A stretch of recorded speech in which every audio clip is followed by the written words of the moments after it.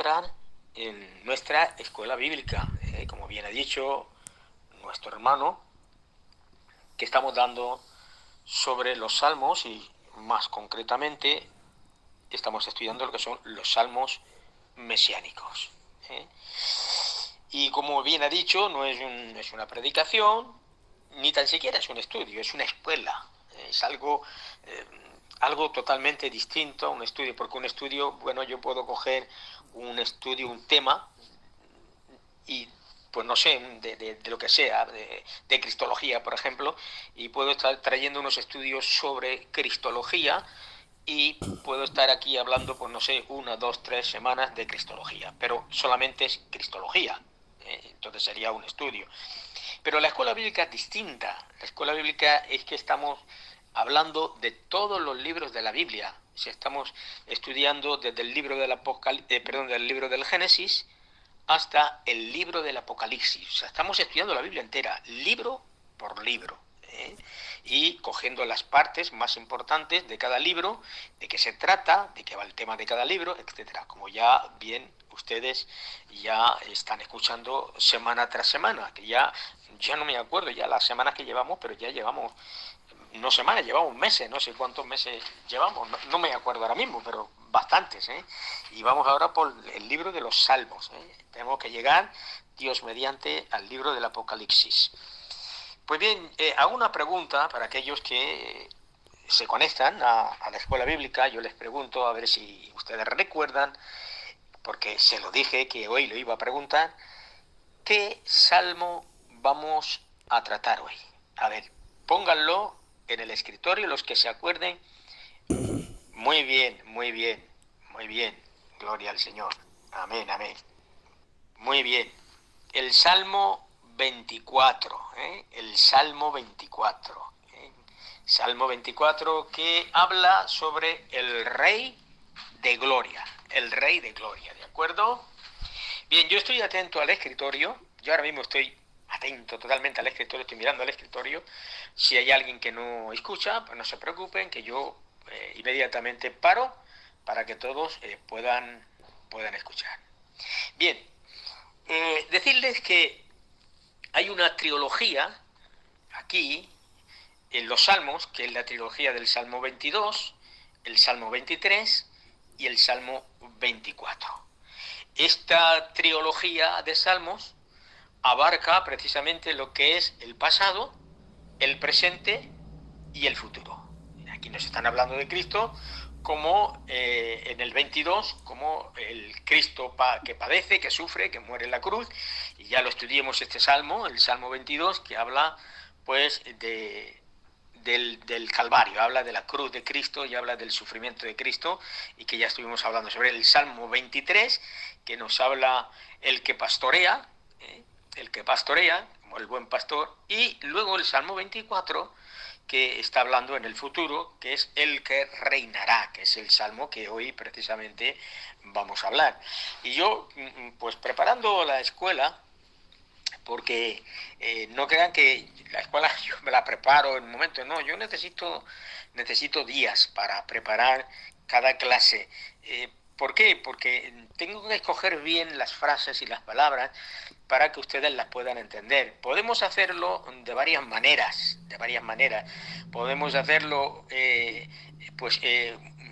muy complicado o muy sencillo. O sea que yo siempre opto por la sencillez, porque la sencillez alcanza a todos. Cuando se trae algo muy complicado, pues solamente se llega a unos poquitos, pero cuando realmente utilizamos la técnica que usó nuestro amado Señor Jesucristo, que es la sencillez, pues entonces inmediatamente todos van a entender la palabra. Porque el éxito de un mensaje no está en los aplausos, sino en que el pueblo comprenda la escritura. Ese es realmente lo que nos interesa a cada predicador, que el pueblo realmente entienda lo que oye, lo que escucha cada día. Y esto es muy, muy, muy importante. ¿De acuerdo? Vale. Deciros a los que estáis ahí escuchando, que día tras día, que ya lleváis algún tiempo aquí escuchando esta escuela bíblica, que la escuela bíblica, por eso decimos siempre que hay que notas, que siempre hay que tomar notas por la sencilla razón de que, por ejemplo, el Salmo 24, pues ya no se va a repetir otra vez. La semana que viene tocará otro.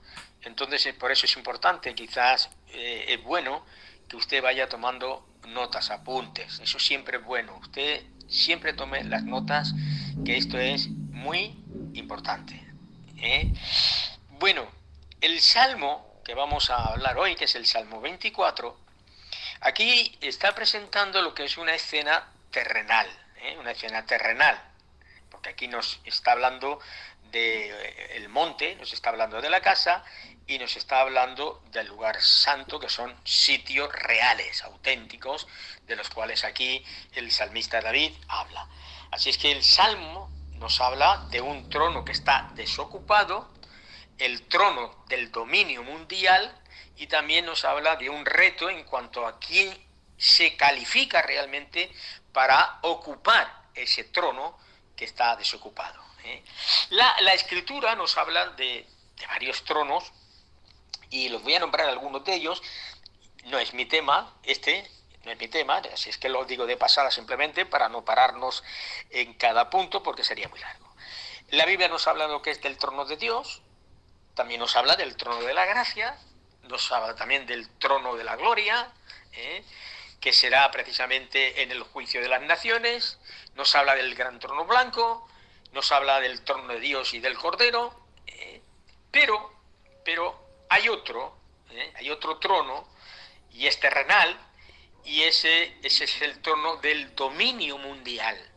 Este trono, por muchos siglos, ha sido ocupado por los gentiles. Ustedes saben que la Biblia siempre habla sobre lo que es el tiempo de los gentiles. El tiempo de los gentiles comienza precisamente desde el reinado de Nabucodonosor, cuando él invade Judá y la lleva cautiva y se la lleva a Babilonia, y ahí comienza lo que es el tiempo de los gentiles. ¿Por qué?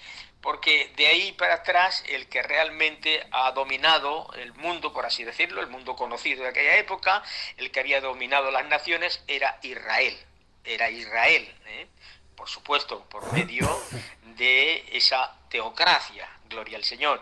Pero ya cuando Judá fue cautivo y fue llevado a Babilonia, ya perdió ese dominio y entró lo que es el tiempo de los gentiles, que terminará precisamente cuando Cristo venga en su segunda venida, que ahí ya pondrá fin totalmente al tiempo de los gentiles y vendrá Él a ocupar el trono sobre todas las naciones. Pero vamos a ir un poquito más y luego veremos un poquito esto.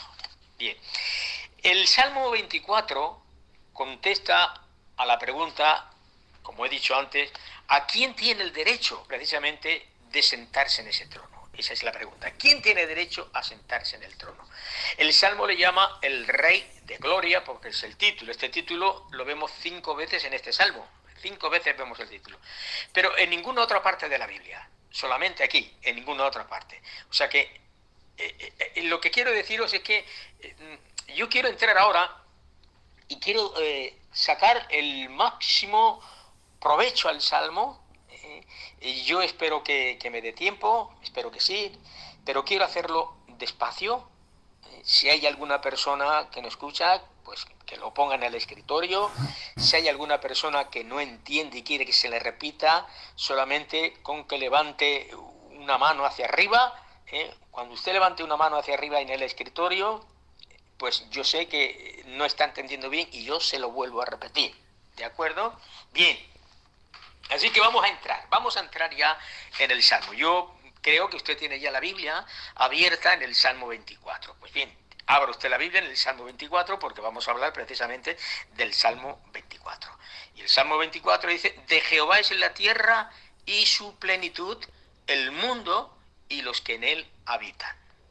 Así comienza el Salmo. O sea, David fue un rey noble, un rey con mucho éxito, no nos cabe la menor duda, pero su reino fue relativamente pequeño, fue insignificante. Y algunos dirán, hombre, ¿cómo va a ser pequeño? ¿Cómo va a ser insignificante? Sí, sí, relativamente el reino de David fue un reino muy pequeño, muy insignificante. Pero David sabía que el Dios de Israel, precisamente, el Dios de Israel era el Dios de toda la tierra. No era suficiente, hermanos, que David dijera de toda la tierra. No, para él no era suficiente reconocer que de Jehová es la tierra. Él va más allá todavía, y por eso le añade a esa frase y toda su plenitud. O sea, cuando habla de su plenitud es todo lo que en ella hay, lo que ella habita, cosecha, riqueza, su vida, su adoración. En todos los sentidos el Dios Altísimo, queridos hermanos, es el poseedor absolutamente de todo. Él la creó y Él la mantiene. Él la mantiene y Él la crea. Él creó el universo, Él creó todas las cosas y Él sigue manteniéndolo. Por eso le llamo lo que se le llama o que se conoce como la providencia de Dios. La providencia de Dios precisamente es la que sostiene, la que mantiene realmente toda la creación. Todo se mantiene por medio de su providencia, provee para todo, provee para aún el animal más insignificante, más pequeñito que pueda haber, una hormiguita, Dios provee el alimento para los pájaros, etcétera, etcétera, porque Dios es el Dios de toda provisión. Y es cierto, hermanos, que en cierto sentido, el mundo pertenece, en cierto sentido, como dice la Biblia, que el Dios de este siglo, hablando del diablo, hablando de Satanás, y digo en cierto sentido, porque cuando decimos que el diablo es el Dios de este siglo y que él es el príncipe de este mundo, es cierto, de este mundo, cuidado, no de la tierra. Esto es lo que hay que entender. Él es el príncipe del mundo. Cuando habla del mundo no habla de la tierra, no habla de la naturaleza, está hablando del sistema. O sea, que él es el que domina, el que reina precisamente aquí en esta tierra, el que gobierna con las naciones, el que hace que las naciones se odien. Este es el reino diabólico, este es el reino de Satanás. Sin embargo, Satanás, mis queridos hermanos, no puede hacer lo que él quiera y le venga bien en gana, sin el permiso de Dios. Por eso tenemos que entender, hermanos, que el señorío máximo y verdadero es el de Dios. Dios sigue siendo el Dios del cielo y sigue siendo el Dios de toda la tierra. El apóstol Pablo citó este texto 3 veces. De Jehová es la tierra y su plenitud. 3 veces lo cita. Está en Corintios, en 1 Corintios el capítulo 10 y también en el capítulo 10, versículo 26, y luego nos vamos al 28 versículo del mismo capítulo y aparece otra vez repitiendo lo mismo. Lo mismo hizo para establecer el principio, hermanos, de que ningún alimento es inmundo o impuro en sí mismo, y que de hecho, no hay nada que realmente pertenezca a los dioses falsos o a los dioses paganos que se les daban esas ofrendas y se le hacían sus ofrendas como si realmente el mundo les perteneciera a ellos y el mundo fuese de ellos. El señorío de Dios sobre la tierra se extiende a las personas que viven en ella, hermanos, a las personas que viven en ella, a través de los derechos precisamente, hermanos, de la creación y la provisión continua que Dios tiene. Porque Dios tiene derecho sobre cada persona que haya vivido y que vive. Por eso dice, hay un texto en la Biblia, que no recuerdo ahora mismo dónde está, pero él dice, porque mía o a mí me pertenecen o mías son todas las almas. Y bueno, este texto algunos lo interpretan mal, queriendo decir que él tiene unas almas ahí guardadas y que cuando uno nace o cuando un ser humano va a nacer, él coge un alma que tiene ahí y se la pone. No está hablando de eso. Cuando dice que todas las almas son mías, indudablemente es que todo el ser humano, toda la tierra le pertenece a él. Y dice la Biblia la causa de por qué, el por qué esto. Pues el Salmo sigue diciendo, ¿por qué? Porque él la fundó sobre los mares. O sea, que Dios tiene el derecho, hermanos, tiene el derecho sobre la tierra y tiene el derecho sobre todos los que habitan, precisamente por esta razón, porque Él la creó a ella y creó a ellos. Él creó la tierra, pero también creó a los habitantes de la tierra. Y David mira hacia atrás, hacia el relato de la creación, él está mirando al Génesis, al relato de la creación tan glorioso que aparece ahí y recuerda esa creación de la tierra en medio de las aguas de la tierra, que aparece ahí en el tercer día de la creación. Y dice, y la afirmó sobre los ríos. Bueno, hasta donde yo sepa, David nunca se había aventurado más de unos pocos cientos de kilómetros más allá de Israel. Eso es la verdad.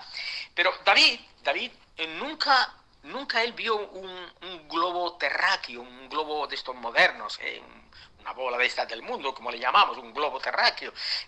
Nunca lo vio, y mucho menos uno en proyección. Eso jamás, eso estaría en la mente de David. Pero sin embargo él sabía que las aguas de la tierra, hermano, dominaban el globo terráqueo.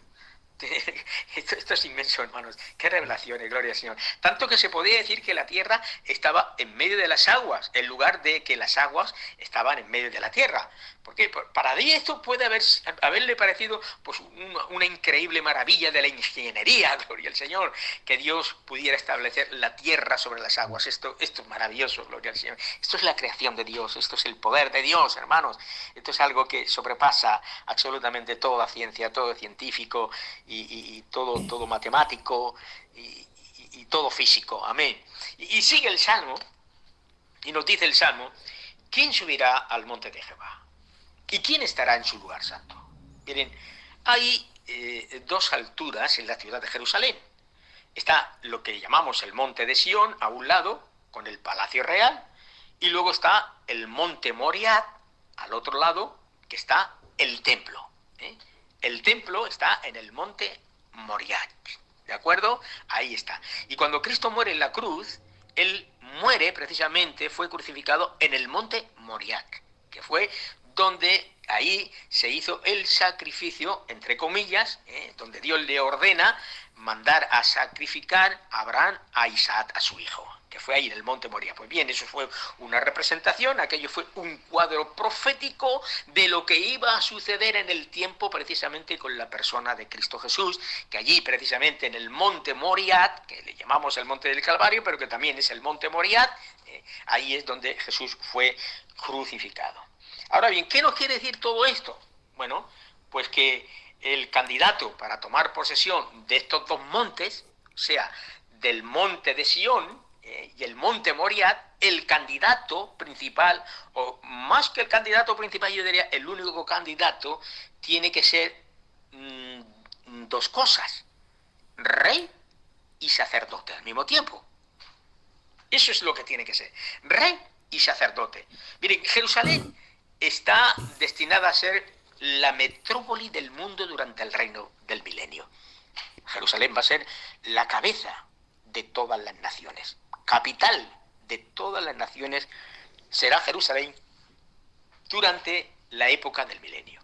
Y al mismo tiempo, hermanos, el pacto con David, y lo que hizo es que garantizó precisamente la dinastía, garantizó un trono y un reino perpetuo para siempre. Por lo tanto, hermanos, surge una pregunta, y la pregunta que surge es: ¿quién cuenta?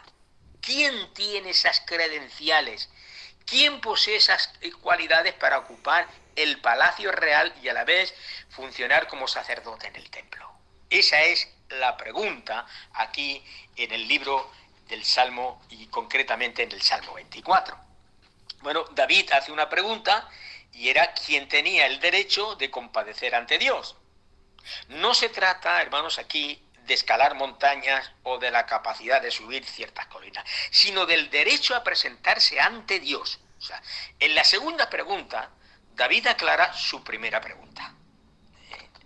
Repito, por si alguien no la ha escuchado. En la segunda pregunta, David aclara su primera pregunta. David preguntó: ¿quién tiene el derecho a compadecer ante Dios en su santo templo?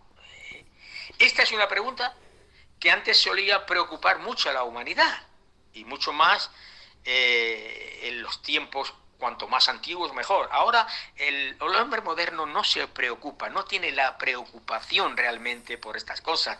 Pero la filosofía antigua, que ha cambiado muchísimo, la filosofía antigua no es como la filosofía actualmente moderna, es muy diferente, muy distinta. La filosofía de Aristóteles, la filosofía de Platón, la filosofía de Epicteto, la filosofía de Sócrates y así, etcétera, etcétera. Todas esas filosofías de esos grandes filósofos siempre tenían que ver en el sentido de cómo el hombre podía llegar a la salvación, de cómo el hombre podía llegar a la perfección. Siempre, si ustedes escuchan versiones o palabras precisamente, no sé, de Epicteto, por ejemplo, quedarían sorprendidos y quien no conociera Epicteto, los escritos de Epicteto, seguramente dirían, uy, qué creyente, esto es un creyente, y no era un creyente, era un inconverso, era un filósofo de la antigüedad, pero la humanidad en aquella época pues estaba por la labor precisamente de esto. Pero hoy la pregunta hoy en día sería algo así como, ¿cómo yo puedo ser feliz? Esa es la pregunta que hoy se haría. La felicidad personal es importante, pero déjame que le diga algo curioso. La felicidad no existe. No existe la felicidad. ¿Y por qué no existe la felicidad? Se lo voy a decir. Primeramente, me ha venido a la memoria ahora que una vez la reina Victoria tuvo una charla con sus nietos y le dijo la reina Victoria a sus nietos, le dijo, no busquéis la felicidad en este mundo porque la felicidad no existe.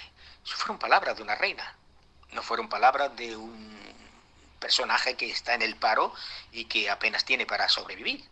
Lo dijo una reina, la reina Victoria. No busquéis la felicidad en esta tierra porque la felicidad no existe. Existen momentos felices. Eso es verdad. ¿Por qué? Porque la felicidad tiene que ver con el estado de ánimo de la persona. Con el estado de ánimo. Por eso siempre decimos que en Cristo tenemos que ser felices. Bueno, hay sí y hay no. Vamos a ver, porque realmente la felicidad está en el asunto en el cual el estado del alma esté. Uno es feliz o no. Si una persona hoy está enfermo, pues no es feliz, está triste. Es que es normal. O sea, una persona no puede tener felicidad si está enfermo. Porque una cosa es la felicidad y otra cosa es el gozo. La felicidad tiene que ver con el estado de la persona y en qué momento y en circunstancia, pero el gozo no. El gozo es un fruto del espíritu que siempre está ahí, pasemos por donde pasemos, nos encontremos donde nos encontremos, siempre el gozo siempre estará ahí. Pero más importante, hermanos, más importante que todo esto, es tener una relación con el Señor.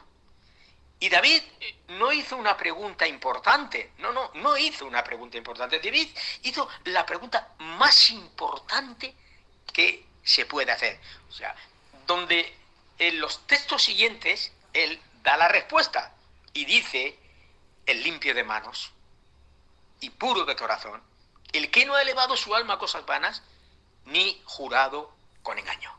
Ahí está.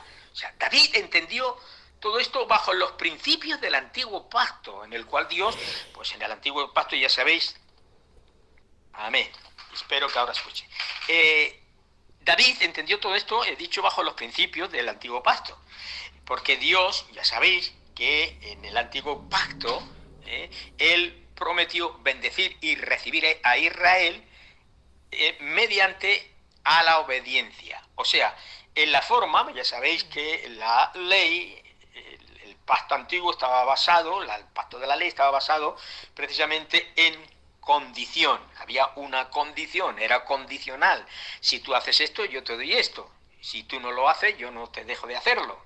Por lo tanto, estaba fundado sobre la obediencia, como también maldecir o infligir a Israel. O sea, si Israel era obediente o desobediente, dependía de él, en el sentido como él se comportara, y eso lo vemos en Deuteronomio, capítulo 27, y en el 28, ambos capítulos, que si ustedes luego lo pueden leer en casa, pues lo leen en casa.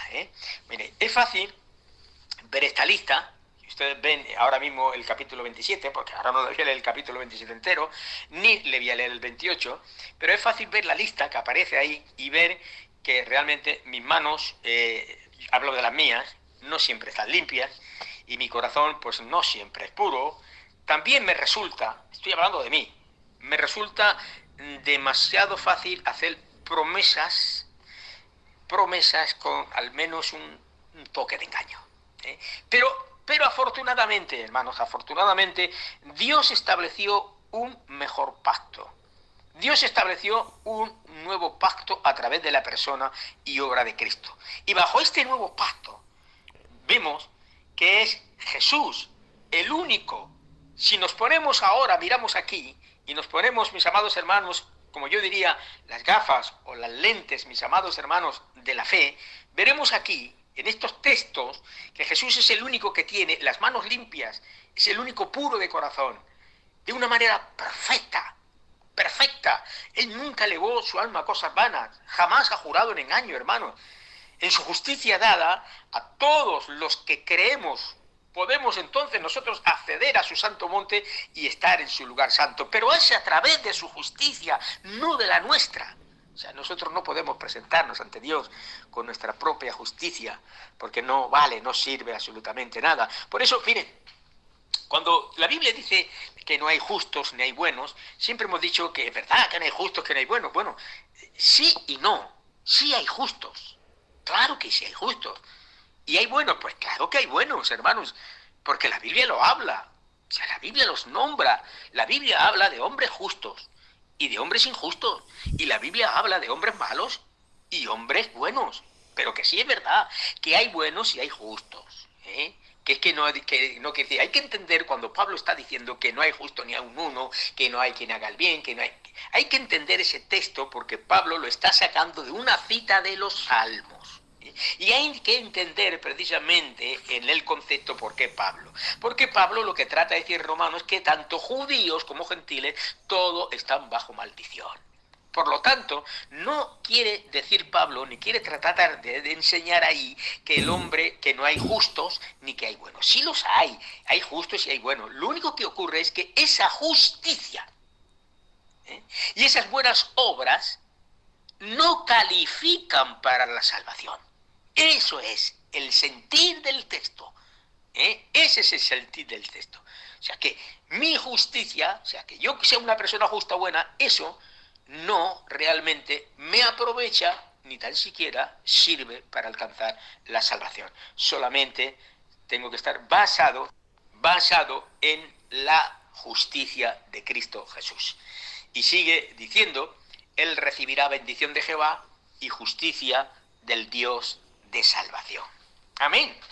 Mirad, aquí vemos que el carácter auténtico y verdadero de un adorador correcto, un adorador que es aceptable de Dios, no se toma de su nacionalidad, no es de a qué nacionalidad pertenece, ni su relación con Abraham, porque eso es lo que muchos de los judíos se jactaban, mis amados hermanos. Ellos decían porque el hecho de que ellos eran hijos de Abraham, pues bueno, ya era suficiente con eso. Ellos habían alcanzado su salvación y por lo tanto todo gentil, como no era hijo de Abraham, pues no tenían la salvación.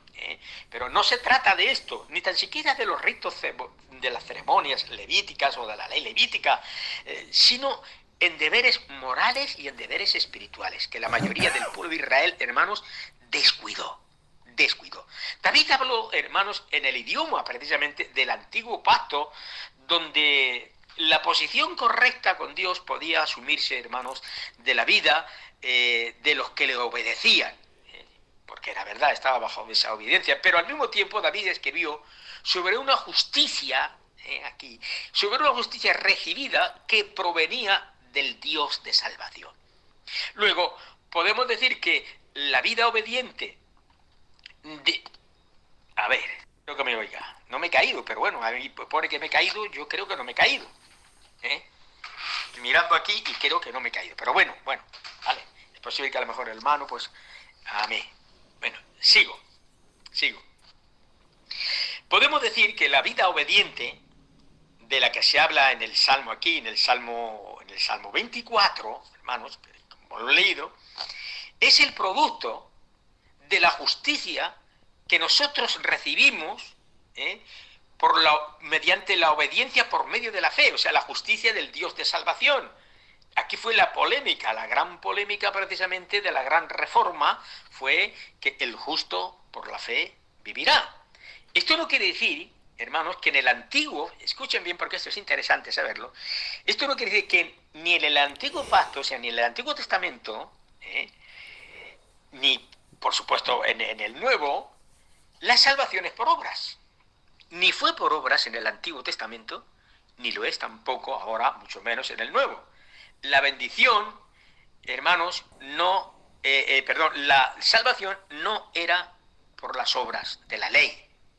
No, el hombre no se salvaba en aquella época por aquello. La bendición sí que era por las obras de la obediencia. La bendición provenía por las obras de la obediencia.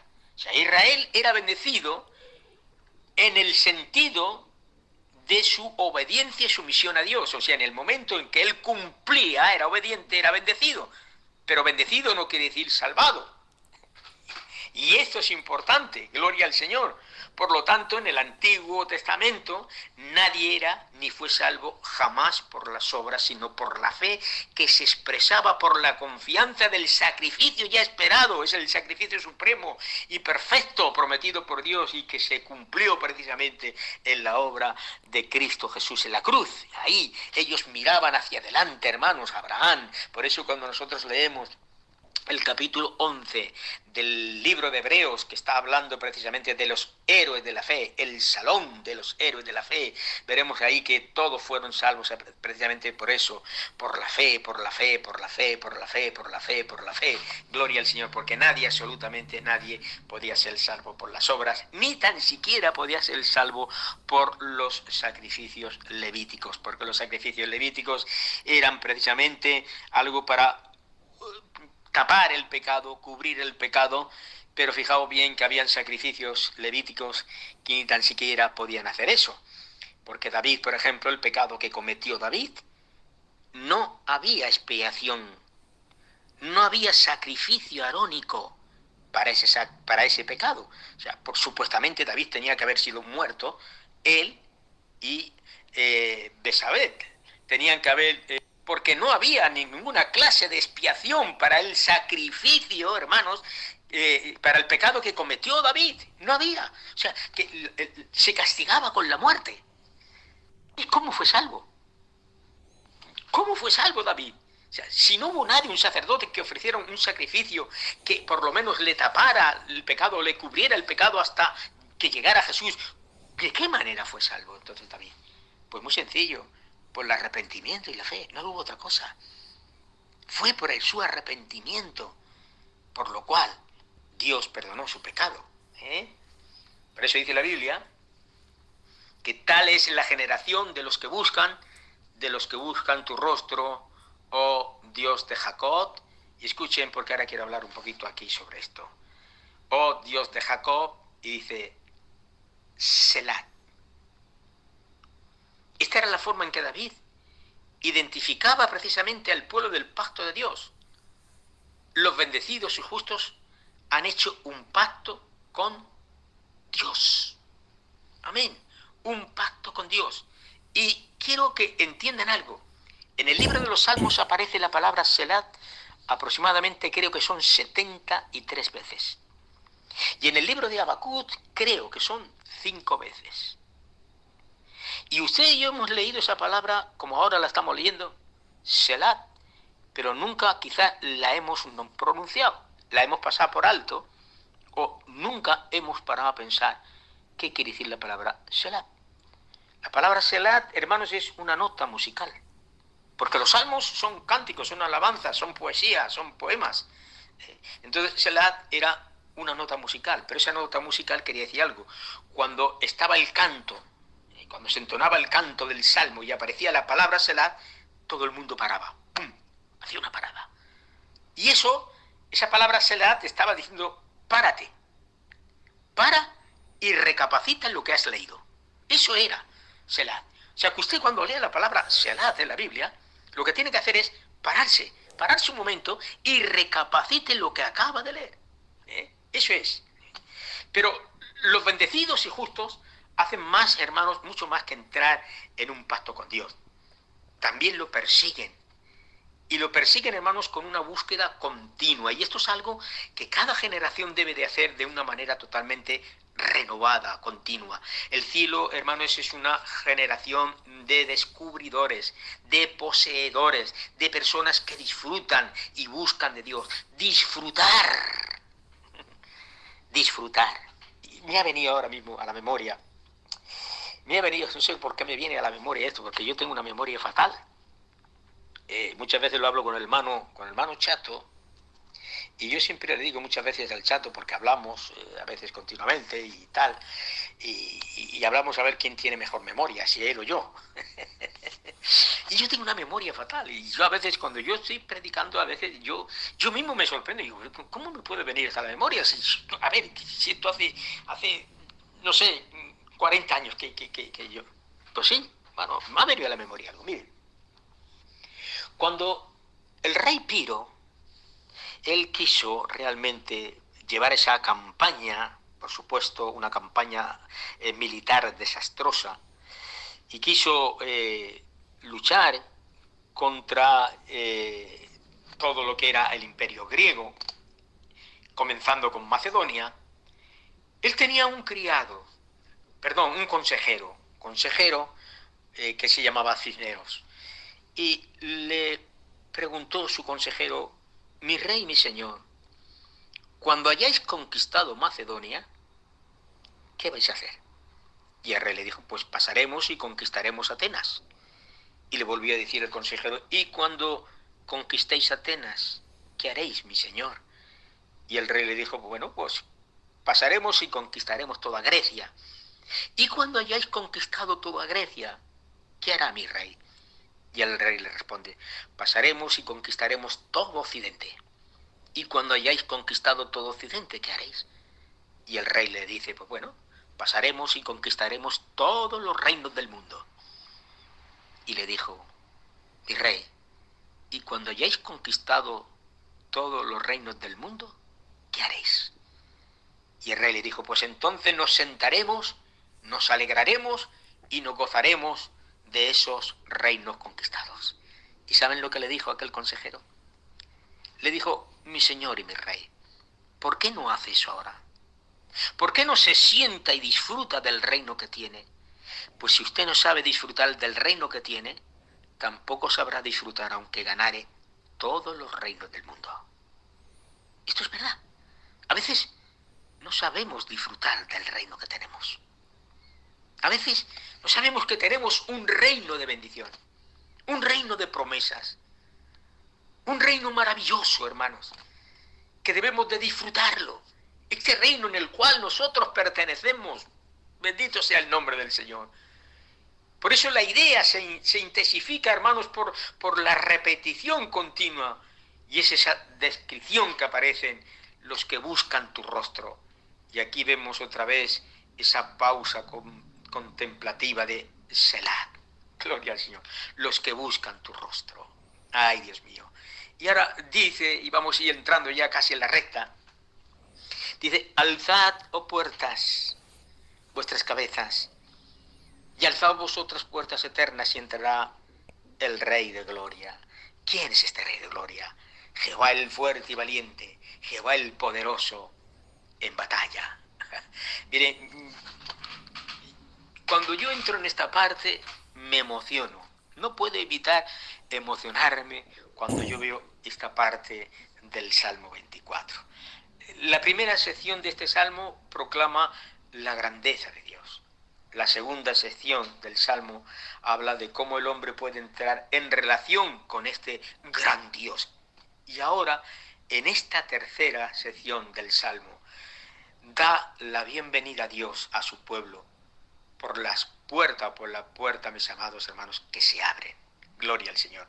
Cuando un rey, miren, yo no sé si alguna vez lo han visto, pero el rey de Inglaterra, cuando él deseaba entrar a la ciudad de Londres, a través de una puerta, que se llamaba la puerta, se le llama la barra del templo, es una puerta que se le llama en inglés Temple Bar, que precisamente por ahí entraba el rey de Inglaterra, y siempre la puerta que estaba cerrada, el heraldo exige la entrada y dice, ¡abran la puerta! Y desde dentro se oye una voz que decía, ¿quién es? Decía, ¿quién es? Decían, ¿quién es? Y desde dentro, hermanos, desde dentro, le responde, el rey de Inglaterra, desde fuera, perdón, el heraldo le respondía, el rey de Inglaterra. Y dice, porque esto es cierto, esto no es esto es verdad. Entonces la puerta se abría de inmediato y el rey pasaba con aclamaciones gozosas del pueblo. Bueno, si nosotros asumimos, amén, si nosotros asumimos que David escribió este salmo por la llegada del arca del pacto a Jerusalén, o en la fiesta o la conmemoración de ese acontecimiento, también, hermanos, aquí podemos ver cómo David vio en esa ceremonia el símbolo, hermanos, de cosas todavía superiores, de cosas mayores que estaban por venir. Las fuentes rabínicas, hermanos, las fuentes rabínicas antiguas nos dicen que en la antigua liturgia judía, el Salmo 24 siempre se usaba precisamente en la adoración del primer día de la semana, que hoy sería el domingo, que es el primer día de la semana. Cuando dice, vendrá el Rey de Gloria. Miren, en la época actual de la Iglesia, esto es importante saberlo, en la época actual de la Iglesia y el rapto, o sea, la época actual de la Iglesia y el rapto, no entran en el Salmo 24. No entra en el Salmo 24. El trasfondo profético del Salmo 24 es más bien un salmo escatológico, o sea, que va desde el capítulo 4 del Apocalipsis hasta el capítulo 19 del Apocalipsis. Y en este salmo el Señor ya ha venido a por su iglesia. O sea, cuando nosotros estamos leyendo este salmo, el Señor ya ha venido a por su iglesia. Y también queda en el pasado el periodo de los 7 años que comienza con el principio de dolores. O sea, Mateo, capítulo 24, versículo 8, ahí comienza lo que es el principio de dolores. Dice, y todo esto será el principio de dolores, que continúa después con la gran tribulación, que la vemos en el capítulo 24, versículo 21 de Mateo. Los eventos, hermanos, en el Salmo tendrán lugar después precisamente de la culminación de los sucesos que pondrán fin a la gran tribulación. O sea, me explico de otra manera, me explico. Vamos a ver. Cuando Cristo venga en su gloria, en su segunda venida, Él destruirá precisamente a todos sus enemigos en la batalla de Armagedón. Ahí será vencido, derrotado el anticristo, que lucharán con él. Reunirá a las naciones en el valle de Josafat. Usted no sé si por qué en el valle de Josafat. Usted, no sé si alguna vez se ha preguntado por qué esa batalla se tiene que celebrar en el valle de Josafat. Bueno, porque el valle de Josafat ha sido famoso en la Biblia por las batallas que han habido ahí. O sea, y usted estudia en la Biblia y verá como en ese valle de Josafat han habido unas batallas gloriosas. Ahí Israel las tuvo, en el valle de Josafat. Bueno, pues ahí, en ese valle, en el valle de Josafat precisamente se va a hacer esa batalla que es la batalla del Magedón. Y ahí se va a revelar posteriormente a la nación de Israel, que hasta ese momento él le había rechazado a él como Mesías. Pero en este salmo vemos cómo Israel ya está arrepentido, es restaurado, y las últimas profecías mesiánicas del Antiguo Testamento, que las encontramos en Malaquías capítulo 3 y capítulo 4, que ya las conocen, cuando dice aquí que yo envío mi mensajero, el cual prepara el camino delante de mí, y vendrá, dice, súbitamente a su templo, y el Señor a quien vosotros buscáis, y el ángel del pacto a quien deseáis vosotros. Y luego el otro texto, de Juanet, espero que escuche. Y otro texto también de Malaquías que dice, y a vosotros, los que teméis mi nombre, nacerá el sol de justicia y en sus alas traerá salvación. Bueno, estos son los dos últimos textos del Antiguo Testamento, precisamente, que nos está hablando de las profecías mesiánicas. La segunda sección del Salmo expone precisamente esto, expone el cumplimiento de estas dos grandes profecías que acabamos de leer. Una vez que se consuma la gran victoria en Almagedón, o sea, el rescate de Israel, el arrepentimiento de Israel y la conversión de Israel, entonces, hermanos, el conquistador, ay Dios mío, como dice el hermano Chato, gloria al Señor, a ver si me acuerdo, ¿ves? Hablando de memoria, ya se me ha ido lo que iba a decir. El caballero de la cruz. Gloria al Señor. Amén. El caballero de la cruz. Gloria al Señor. Con su comitiva. Gloria al Señor. Con su iglesia. Con su escolta. Se acerca a las puertas de la ciudad de Jerusalén, queridos hermanos. Y el heraldo da la voz diciendo: alzad, oh puertas. Alzad, oh puertas, vuestras cabezas. Dice: alzad vosotras puertas eternas y entrará el Rey de Gloria. Y desde el lado de adentro de las murallas de Jerusalén viene aquella pregunta: ¿quién es el Rey de Gloria?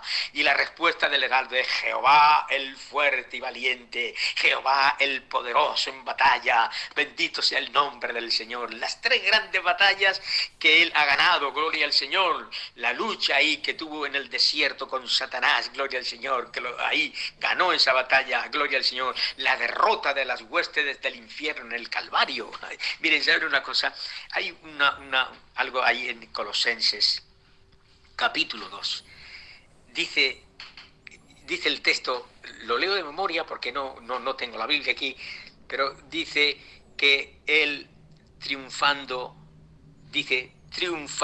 sobre los principados y potestades, los exhibió públicamente. Amén. Los exhibió públicamente, triunfando sobre ellos en la cruz. Escuchen bien esto, porque Pablo era tremendo, usaba unas analogías que a veces no le damos importancia, pero que esa analogía que usa Pablo a veces en sus escritos, por eso Pedro, puede decir, en nuestro hermano Pablo, escribe cosas difíciles de entender. Pedro dice, nuestro hermano Pablo escribe cosas difíciles de entender que los indoctos y los incrédulos tuercen, porque no las llegan a entender. Y Pablo aquí tiene un pellizco, hermanos, tremendo, donde en Colosenses dice: triunfando sobre ellos, sobre los principados y potestades. Y cuando aparece la palabra triunfo, ¿qué quiere decir triunfo? Esa es la cosa. ¿Qué quiere decir que él triunfó? Y usted me dirá, pues que venció. Sí, es verdad, pero hay algo mucho más detrás de esa palabra. La palabra triunfo viene del griego profesión. Fíjese bien, profesión. Lo que Cristo hizo fue lo siguiente: cuando un general romano, él ganaba una batalla, lo que hacía es que él paseaba por las calles principales de Roma en un caballo blanco. Y después del general, que pasaba en un caballo blanco, a continuación pasaba todo su ejército. Y a continuación de todo su ejército pasaban todos los que habían cautivado, todos encadenados, y los paseaban por las calles de toda Jerusalén en aquella procesión para ponerlos en ridículo, en afrenta. Eso es lo que hizo Cristo. En la cruz del Calvario triunfó. Ay, Dios mío, puso en afrenta, en ridículo, sobre los principados, sobre las potestades, bendito sea el nombre del Señor. Él venció, gloria a Dios, y los puso en ridículo. Y luego vemos la derrota de los enemigos de Dios en el valle de Armagedón. Las puertas se abren de par en par, hermanos, y el conquistador, gloria al Señor, entra a ocupar la ciudad y el palacio. La procesión continúa, mis amados hermanos, hasta el lugar del templo, y en su primera venida fue rechazado el justo Salvador, el humilde, el que vino cabalgando sobre un asno, sobre un pollino de asna, hermanos, gloria al Señor. Pero ahora, como mensajero del pacto, viene al templo, mis amados hermanos, súbitamente sobre un caballo blanco, gloria al Señor. De nuevo se oye, hermanos, el reto del heraldo: alzaros puertas, porque se repite dos veces el texto: alzaros puertas vuestras cabezas y alzad vosotras puertas eternas, y entrará el Rey de Gloria. Y de nuevo la indagación, hermanos, esta vez desde adentro del santuario: ¿quién es este Rey de Gloria? Y la respuesta majestuosa es: Jehová Sabaoth. Jehová Sabaoth, Jehová de los ejércitos. Él es el Rey de Gloria. Y este título, hermanos, es el mismo que aparece en Isaías capítulo 6:5, el mismo título: han visto mis ojos al Rey Jehová de los ejércitos. Le digo yo una cosa, pregunto, ¿a quién vio Isaías en la visión del capítulo 6, cuando dijo, han visto mis ojos al Rey de los ejércitos. Cuando vio aquello dice, soy hombre muerto, porque siendo hombre inmundo, de labios inmundos y habitando en un pueblo reverde, mis ojos han visto al Rey, Jehová de los ejércitos. ¿A quién vio? ¿Quién vio en aquella visión? La hermana Mari de Goy dice que vio a Jesús, el vencedor. Y pregunto, a la audiencia yo pregunto, a ver, los estudiadores de las Escrituras, ¿hay algún texto en la Biblia que diga que ese texto de Isaías, concretamente diga, ese texto de Isaías está hablando de Cristo? ¿Conocen algún texto en el Nuevo Testamento que diga, ese texto lo está hablando a Cristo? ¿Lo conocen el texto? Se lo voy a dar yo. Juan capítulo 12, versículo 41. Dice el texto, Isaías dijo esto cuando vio su gloria y habló de él. Ay, Dios mío de mi vida. Dios mío de mi vida. Isaías dijo esto cuando vio su gloria y habló de él. ¿Cuándo Isaías vio la gloria?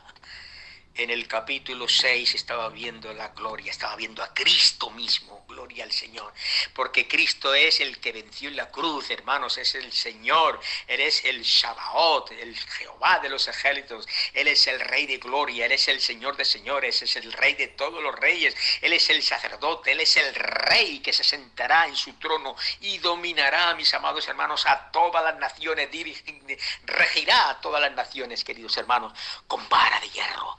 Ay, Dios mío, ya no vendrá como el Ben Joseph, como el hijo de José. Cuando yo digo como el hijo de José, como Ben Joseph, como el hijo de José, no me refiero de José, el esposo de María, sino de José, el hijo de Jacob, porque es un prototipo. José, el hijo de Jacob, y Cristo. Ya no vendrá en absoluto Jesús como vino en su primera venida, como ese prototipo de José, como el siervo sufriente, como el siervo que aparece en Isaías capítulo 53. Y de hecho, quiero decirles algo, por si acaso ustedes no lo saben, porque hay muchas cosas que se dicen y se dicen por ignorancia. No sé de dónde las sacan, pero el capítulo 53 de Isaías, el capítulo 53 de Isaías que está ahí en la Biblia, muchos dicen que los judíos no lo tienen en la Biblia ese capítulo.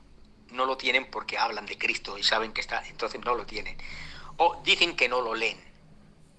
Dice, ellos cuando saltan ese capítulo y se lo saltan, no lo leen. No es cierto, yo no sé de dónde sacan esas informaciones. Es que no le entiendo dónde sacan eso. Sí lo tienen y sí lo leen. Claro que lo tienen y lo leen, hermanos. Lo único que ocurre es que lo interpretan mal. Pero lo tienen y lo leen, hermanos. ¿Por qué? Porque ellos... Ese siervo que ellos hablan en el capítulo 53, ese siervo sufriente, para ellos es Israel. Es Israel, pero lo tienen. Gloria al Señor. Lo tienen, hermanos, y realmente ellos lo leen. Y hubo precisamente el rabino más espiritual que hubo, el más anciano, muy respetado, hermanos, que él dijo que Dios le dio la revelación de quién era el Mesías. Y dijo él,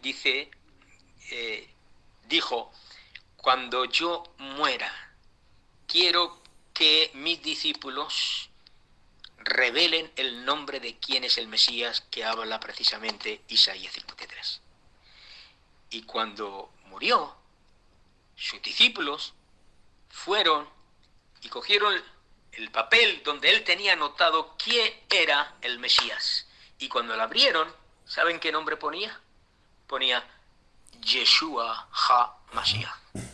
Jesús es el Mesías. Bendito sea el nombre del Señor. Aleluya.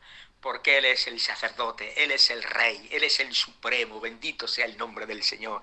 Ante quien toda rodilla se ha de doblar, hermanos, y toda lengua confesará que Jesucristo es el Señor, para gloria de Dios Padre. Amén. Bueno, gloria a Dios, gloria al Señor. Amén. Amén, amén. Decirles que, bueno, hasta aquí vamos ya. Decirles que nos quedan todavía los salmos, porque nos quedan algunos salmos. La semana que viene vamos a dar el Salmo 110. Anoten, que luego se los voy a preguntar. Salmo 110. Todavía quedan salmos mesiánicos por dar. El Salmo 2, el Salmo 40, el Salmo 91, los que hemos dado. El Salmo 2, el Salmo 40, el Salmo 91, el Salmo 41, el Salmo 22, el Salmo 69, el Salmo 16, el Salmo 68, el 45, el 24, que es el que hemos dado hoy. Todos esos son salmos mesiánicos. La semana que viene, si Dios quiere, daremos el Salmo 110, que también es un salmo mesiánico. Y después ya nos quedan pocos, que es sería el Salmo 8, el Salmo 72, el Salmo 89, el Salmo 102 y el Salmo 118, y ya terminamos la escuela de los salmos y luego ya pasaríamos a estudiar el libro de Proverbios. ¿De acuerdo? Amén. Pues gloria al Señor. Amén. Bueno, pues vamos a terminar aquí, es la hora, son y 30, y vamos a dar gracias al Señor. Y después de dar gracias al Señor, hermanos, pues vamos a entrar en el coloquio. Yo voy a hacer una oración